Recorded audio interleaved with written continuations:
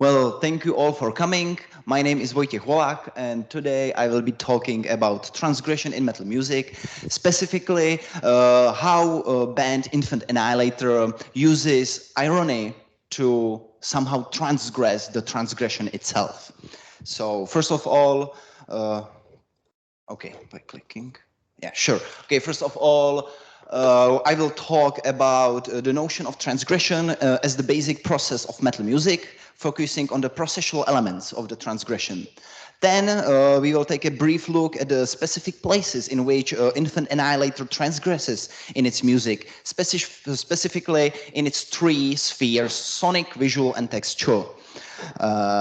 In order to make our connection with the processualist philosophy of Gilles Deleuze and or Félix Guattari clearer, we must then take a look at their conception of percept and affect, which is, in their words, the main goal of artist when he makes art. And finally, I will link all this to their post-Kantian perception of irony and humor as a subversion of the law, in this case, subversion of the transgression itself. Then we will conclude, and I hope I will make it in time. So first of all, transgression in metal music was the subject in the Keith Harris Extreme Metal Music and Culture on the Edge. According to him, the concept of transgression captures the central elements of the extreme metal practices. They are excessive, testing and breaking boundaries, invoking joys and terrors of formless oblivion within the collective, while simultaneously bolstering feelings of individual control and potency. In his analysis of transgression, Keith Harris provides two other important insights for this presentation. The production of transgression may be routinized within the scenes. The practice of transgression can never be completely contained. And second one is the logic of transgression is to exceed, to burst boundaries and disturb. In this way, Keith Harris places the process of transgression as the process of transcending certain established boundaries at the core of metal music. This movement from essentialism towards processualism is then illustrated further by his citation of Ronald Borg's post-structuralist assertion that extreme metal is the musical deterritorialization of musical conventions. What is deterritorialization? It is a Deleuze-Guattarian term describing the disruption of established points and boundaries of territory in order to find new possible points of connection, new boundaries of new territory, directly enables this thinking. Here we can see percept from their famous book, A Thousand Plateaus. Every milieu is coded, a code being defined by periodic repetition, but each code is in a perpetual state of transcoding or transduction. Transcoding or transduction is the manner in which one milieu serves as the basis for another, or conversely, is established atop another milieu, dissipates in it, or is constituted in it. The boundaries of milieu that extreme metal music transgresses are constantly reshaped, including the movement of transgression itself, as it reshapes the given boundaries, creating the boundaries that are again disrupted by consecutive metal production. The possible essence of metal music is thus replaced by the process of transcending boundaries, in which the boundaries in question do not exhibit any essential qualities either. On the contrary, they are variable depending on the territory they surround and in which the transgression subsequently takes place. According to Keith Harris, the goal of this transgression of boundaries is disturbance. This statement carries with it a certain negative connotation. The disturbance that is evoked in the listener should be of a negative nature. It should disturb by means of the abject, something that is formless, disgusting, terrifying, and threatening. Abject has to be removed from orderly society and or destroyed. We will now look at the forms of transgression in the aforementioned spheres, textual, sonic, and visual of artistic creation of Infant Annihilator. First, I would like to ask the audience, do you know band Infant Annihilator? Have you ever heard something from them? Could maybe just hands, okay, two, three people, okay. Then sadly, I don't have much time for showing you the actual music itself, but I will be showing musical dissemination of their songs, their lyrics, etc. So hopefully maybe take a listen to one or two their songs after this presentation, so just you know what I'm talking about. The possible essence of metal music is thus oh sorry, bad slide again. First of all, small introduction to the band. Infant Annihilator is a 3-member band active since 2012. The current lineup of Aaron Kitcher, Eddie Picard and Dickie Allen has been active since 2016. Genre-wise, the band is usually classified as deathcore, technical death metal, or a combination of the two, technical deathcore. The band has released 3 studio albums so far: The Palpable Leprosy of Pollution, with their previous vocalist Don Watson in 2012, The Elysian Grand Devil Galearch in 2016, and The Battle of Yalda Bahot in 2019. For us, the important thing is one of the answers Aaron Kitcher gave in an interview for Maronochi Music magazine. Our aim was to make the most silly, intense music possible with no further thought than that. We wanted to make the song names and the band name to be as completely over the top as our music. If it is physically uncomfortable and sickening for us to write, then we are on the right track. So we can see here the abject is their main goal, but not normal abject. It's, I would say, hyperbolized, brought towards its highest possible degree with the intention of demonstrating the hyperbolization of transgression. So we will now focus on the elements of transgression in each of aforementioned spheres. The sound and compositions in Infant Annihilator's work are classified by listeners as haunting, vicious, ferocious, frightening, disgusting, and vile. The timbre of the rhythm guitars is mostly heavily distorted and downtuned. Compositionally, it consists of 2 main approaches: a fast tremolo picking section in which we are bombarded with a large number of notes alternating with groovy chucks, which consists of usually palm-muted playing of low single notes, power chords and or diminished fifths that create a saturated and powerful sound of distorted guitar, or disharmony with diminished fifths. The rhythm guitar is usually accompanied in some sections by lead guitar, whose timbre mostly takes 2 different forms. The first is treble-rich tone with reverb and delay effects, often used as a sonic vehicle for space, establishing the atmospheric background of the piece, or as an element that functions as a transition between sections of the piece. The second is, in comparison to the other timbres, slightly distorted, which is utilized mostly in the fast lead sections that consist of sweeping arpeggios or tapping. The audibility of bass guitar rarely emerges from a composition, and if it does, it is with a brief rhythmic or melodic entry. It serves mostly as a harmonic filler of the lower frequencies, replicating the root note of the guitar riffs, thus connecting the bass frequencies of the drums with the mid frequencies of the rhythm guitars. The composition of drums is one of the main characteristic parts of Infant Annihilator. The drum composition reflects this. The abundance of individual beats is dizzying. The style of playing is dominated by blast beats of various kinds. The main emphasis is on large number of small subdivisions, 16, 32 or 64 hits per measure. This is accompanied by hits on the snare drum, which in some cases duplicates or double the number of subdivisions of the bass drum. Cymbal strikes are also abound throughout the range of the piece. Despite the usually frenetic and extreme drum composition, nonetheless, there are places in Infant Annihilator songs where the amount of complexity is reduced to intensify the guitar riff or vocals. Singing techniques take many forms in Infant Annihilator's work, but they are always harsh vocalization techniques. Clean singing is never present in their songs. The vocals are thus always naturally distorted, and with few exceptions do not carry a melodic function within the composition.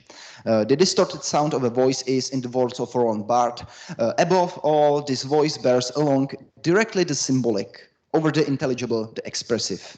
The grain is that the materiality of the body speaking in its mother tongue. The materiality of the voice overcomes the melodic and linguistic function of singing, becoming the main meaning vehicle and thus playing a major role in creating affect in the listener. What is affect? We will get shortly to that.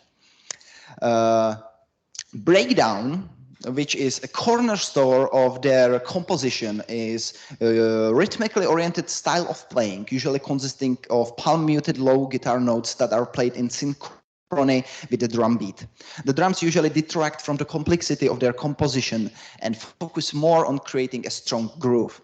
This can all, of course, be supplemented by fast subdivisions of the bass drum. However, the focus here is on the accentuating each beat. Breakdowns, as I said, are cornerstones on Infant Annihilator song structure. They are a point of order in otherwise deteriorated flow of the song. Here we can see some how breakdowns would be noted in classical notation. We can see it's just basically 0 and 1 playing, doom, doom. Nothing really interesting, but in the composition it plays its role. Now we can move to the textual sphere. The textual content of vocals is relegated to a secondary position. That could be said nearly to about every extreme metal that uses harsh vocals. The materiality of the voice overcomes the articulation of the lyrics, making the singer unintelligible without prior knowledge of the lyrics. Individual words are thus lost in the distortion of the voice and the overall mix of the recording. Most important for the listener's inference from the text are the titles of the individual songs and albums. Therefore, we will focus on this part first before moving to the content and form of the lyrics of the individual tracks. All three Infant Annihilator studio albums have relatively long titles: The Palpable Leprosy of Pollution, The Elysian Grandeville Galliard, and The Battle of Yaldabaoth. Aaron Kitcher comments on the selection. To be perfectly honest, we just really wanted an album to have the abbreviation DEG, haha. It took a good while to find a set of words that not only had the abbreviation but also sounded good and made sense with the concept of the album. Elysian, Celestial Divine, Grandeville Ancient, and then we have Galliard, which is a fusion of the word galer, which means a group of undesirable people, and the suffix arch, which changes the meaning to the leader of a group of undesirable people. So we have Celestial Divine, Ancient Ruler of a group of undesirables. In this case, undesirables are a religious cult. So also we can we can see that the not the meaning but the comedic abbreviation DEG was the main purpose for naming their album.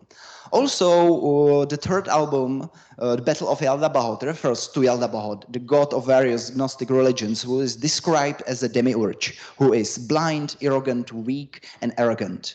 He is lustful, engages in illicit sexual activity, and those he ensnares are lost to death.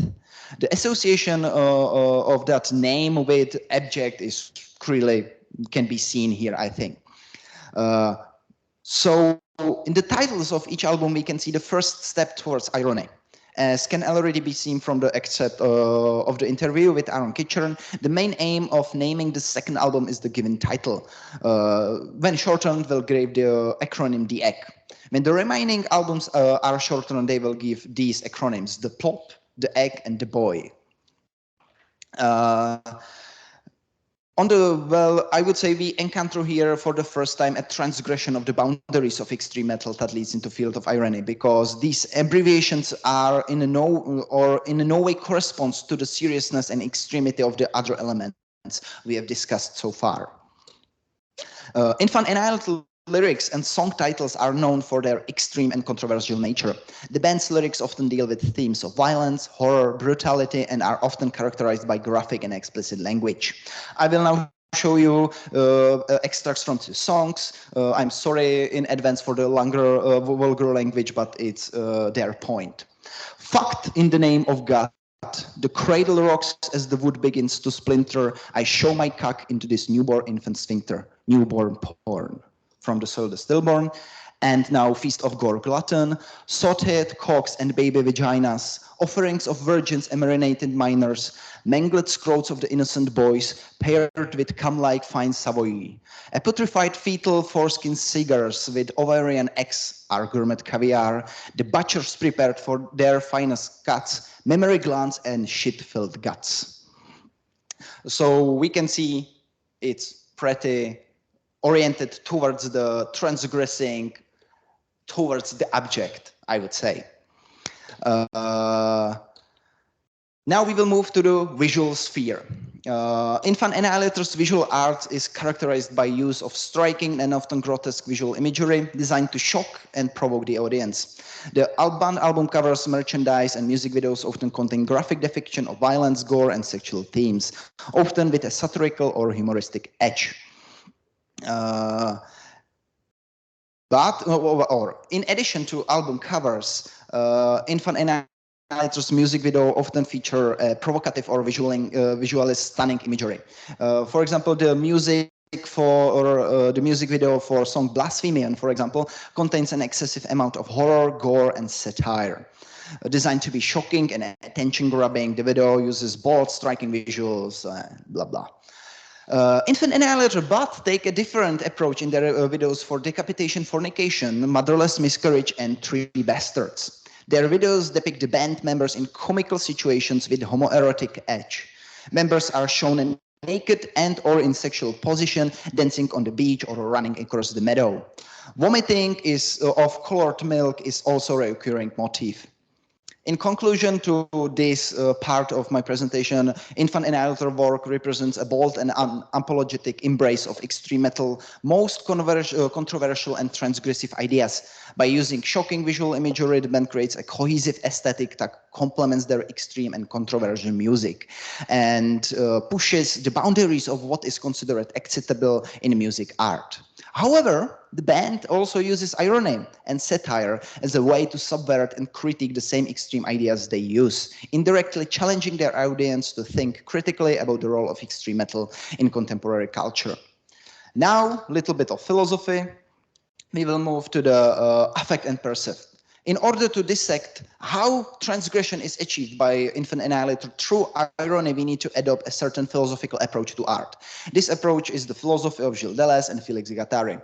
In What is Philosophy, they write this. It should be said of all art in relation to the percepts or visions they give us, artists are presenters of affects, the inventors and creators of affects. They not only create them in their work, but they also give them to us and make us become with them. They draw us into the compound. Affect here, I would say, refers to the resulting effect of the art that has on its consumer. However, this influence is much dependent on its author as it is on its recipient. It does not presuppose the essentialism of percepts. Percepts enter our perception through the duration of substance that enters into our sense, whereby we as recipients take on the percept and are transformed together with it into a particular effect. We become it. The percepts which the author produces are indeed dependent on the substance in which they are preserved, but this substance is not the same as the percept which he produces or it produces. It is always dependent on the territory, the block of time and space in which the recipient is located and which the substance acts on him through the percept. Meaning, in this case, the information or the percept that evokes a certain combination of movements of the mind, affect, expresses a non-hierarchical relationship between its creator, author, and its recipient, the consumer. Meaning cannot be objectively purposive, but its intentionality must be fully bound to the territory in which it is actualized. Transgression, as a violent transgression of the boundaries of territory, must be aware of this since it is directly dependent on the territory in which it is situated. Its deterritorializing function is based on the borders of the territory in question. A movement that would have deterritorializing function in one territory may lack it in another. Now we will move to the territory of Infant Annihilator. The territory in which Infant Annihilator work moves is that of extreme metal music. This territory, as we have previously said or discussed, is characterized by the transgression of the music itself, which inevitably creates a certain sense of seriousness.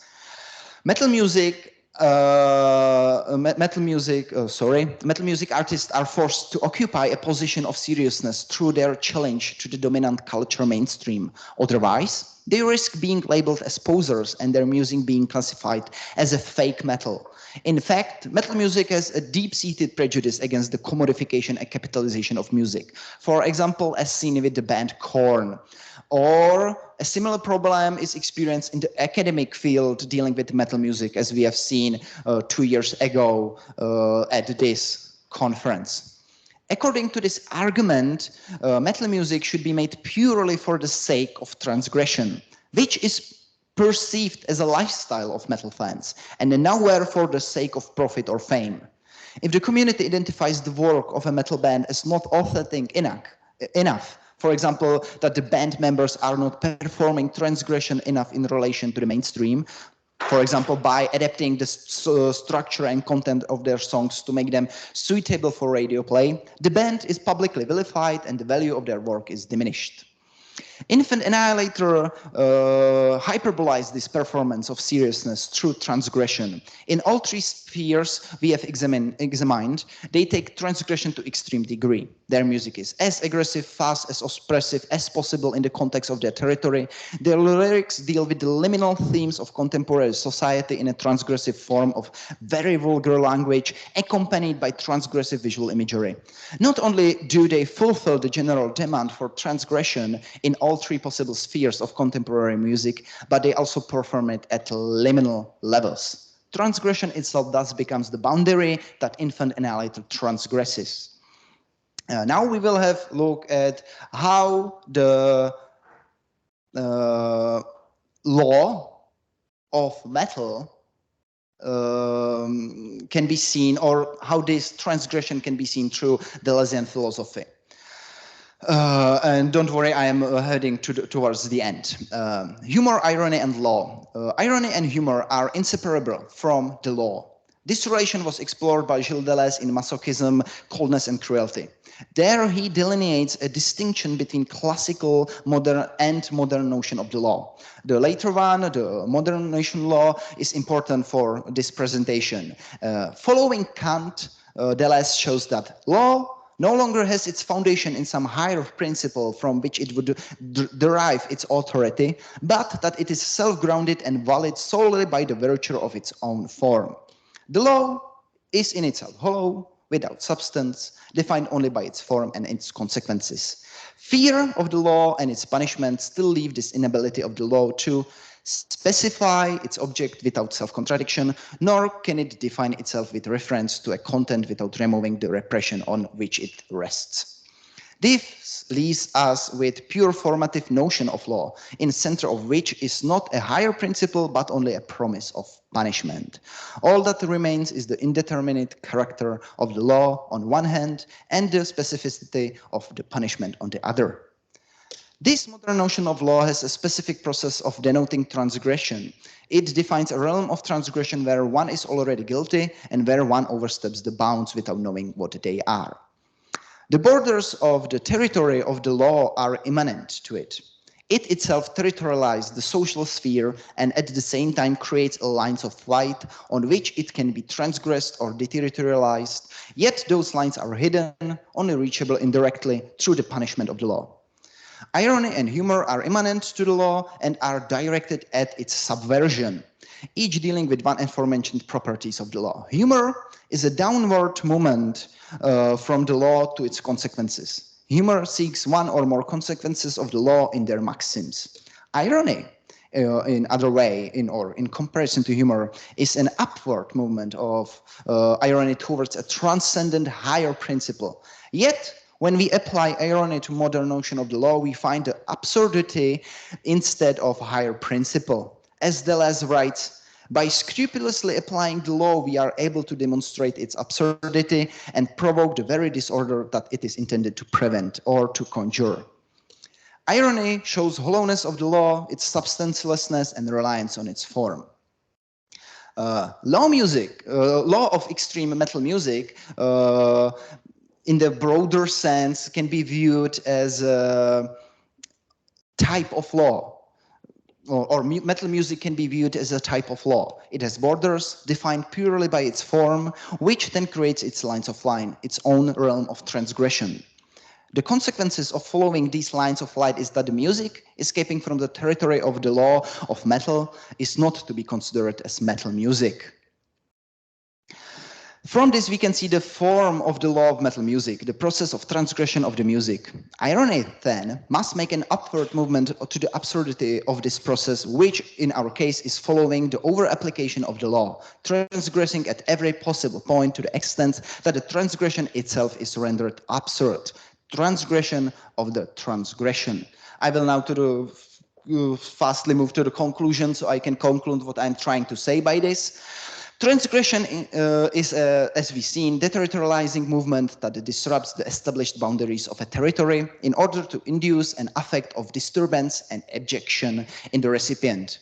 Metal music performs transgression at many points in its production, and in general, transgression is one of the main processes through which metal music constructs its identity. This performance of transgression is inextricably linked to seriousness in metal music. As in order for transgression to be evaluated as genuine, its performance, not its commodification and capitalization, must be its goal. Infant Annihilator artistic output performs this transgression in three spheres: sonic, textual, and visual. This transgression is performed in hyperbolized form, achieving a dizzying intensity in the context of its block of time and space. Fulfilling these expectations of its genre territory, Infant Annihilator take transgression even further by using irony. The irony takes several forms, but these are always linked to the expectation associated with the genre territory and with the transgression itself. Ultimately, the transgressive power of Infant Annihilator's art lies in its hyperbolic and excessive usage of transgressive elements at every imaginable point of their music production. By scrupulous application of transgression, Infant Annihilator creates the upward movement of irony, which turns the law metal music should transgress inside out, revealing its hollowness and absurdity, which leads to the transgression of transgression by transgression. This movement immanently carries within itself the negation of seriousness that is usually sought after metal subgenres. Irony thus creates a fault in the affect of disturbance and connects it to irony. Through the transgressive perception of the object in the music of Infant Annihilator, its recipient becomes disturbed, but this is perpetuated with the affects of irony, which transgresses disturbance and transgression itself. The result of Infant Annihilator production is thus not affective disturbance through a transgressive object, but affective irony through transgression of intensity of the object in the form of self-referential transgression. Thank you very much. Thank you.